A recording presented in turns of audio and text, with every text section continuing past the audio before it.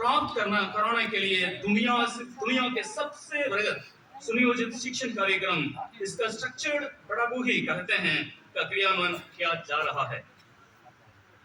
Basic शिक्षा विभाग में संरचनात्मक सुधारों की कड़ी में लगभग 2,38,000 अध्यापकों के लिए टेबलेट उपलब्ध कराए जा रहे हैं तथा 22,260 उच्च प्राथमिक विद्यालयों एवं कस्तूरबा गांधी बालिका विद्यालयों में स्मार्ट क्लास एवं 6,000 विद्यालयों में आईसीटी की स्थापना की जा रही है।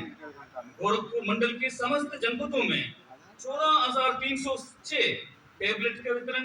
1,086 स्मार्ट क्लास एवं 64 आईसीटी लैब का स्थापना का शुभारंभ माननीय मुख्यमंत्री जी के कर कमलों से किया जा रहा है। टेबलेट, स्मार्ट क्लास एवं आईसीटी के माध्यम से छात्रों का शिक्षण कार्य सुगम एवं उपयोगी होगा। मिड डे मील की मॉनिटरिंग, पाठ्यक्रम की संचालन आदि शिक्षा विभाग द्वारा यहाँ पर आयोजित हमारे टैबलेट वितरण, स्मार्ट क्लास एवं आईसीटी लैब के कार्यक्रम में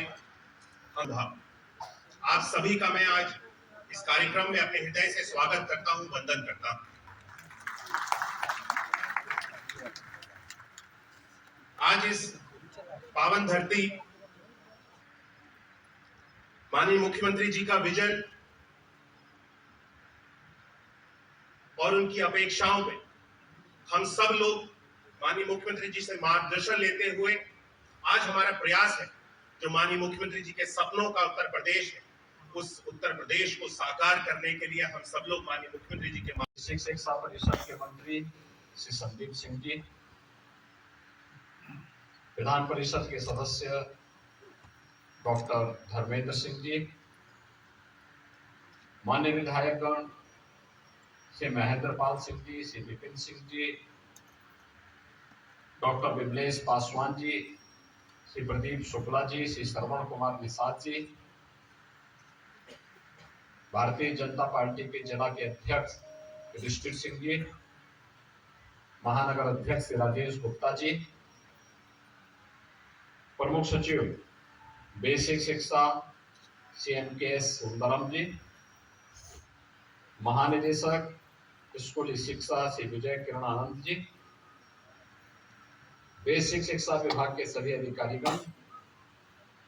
और गोरखपुर मंडल के सभी जनपदों से आए हुए सभी उपस्थित शिक्षक गण और उपस्थित भाइयों बहनों, आज बेसिक शिक्षा परिषद विगत 6 वर्ष के अंदर हुए विभिन्न कार्यक्रमों की श्रृंखला में अपने साथ कुछ नए अलंकरण जोड़ रहा है।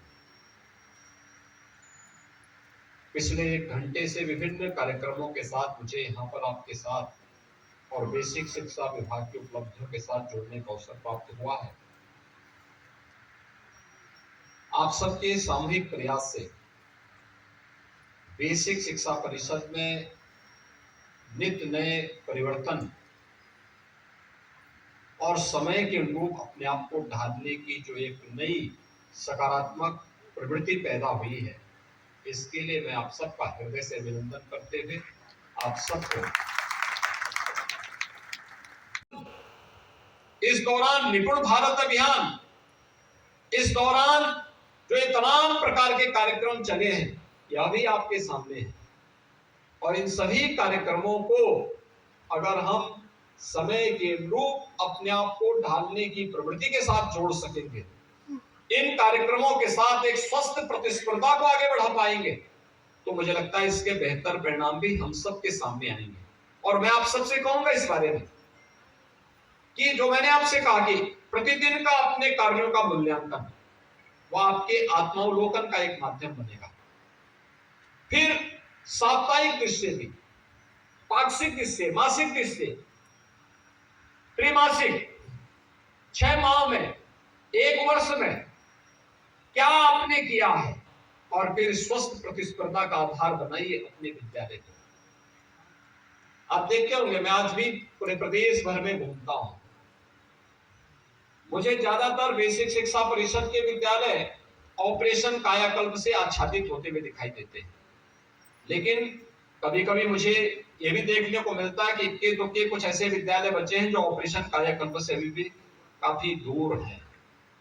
उनको जोड़ने का प्रयास, आखिर वहां भी तो कोई शिक्षक होंगे, क्या उनके मन में भाव पैदा नहीं होता है कि वह भी इस कार्य को जोड़ सके? वहां जनप्रतिनिधियों से सहयोग ले सकते हैं, ग्राम पंचायत से सहयोग ले सकते हैं, वहां पर किसी अन्य तरीके से लोगों को अपने साथ जोड़ सकते हैं। और याद रखना, जब तक पुरातन छात्रों को भी आप जोड़ेंगे, कौन ऐसा व्यक्ति होगा आज की पीढ़ी जो वर्तमान में कार्य कर रही है, जो किसी न किसी कार्य के साथ जुड़ी हुई है, याद रखना यह किसी न किसी बेसिक शिक्षा परिषद का ही प्रोडक्ट है। और वह बेसिक शिक्षा परिषद में कार्य करने के लिए वह व्यक्ति स्वयं इच्छुक होगा सहयोग करने के लिए, तकनीकी रूप से आप भी सक्षम हो सके, शासन के साथ एक तारतम्यता आप भी बना सके, लेकिन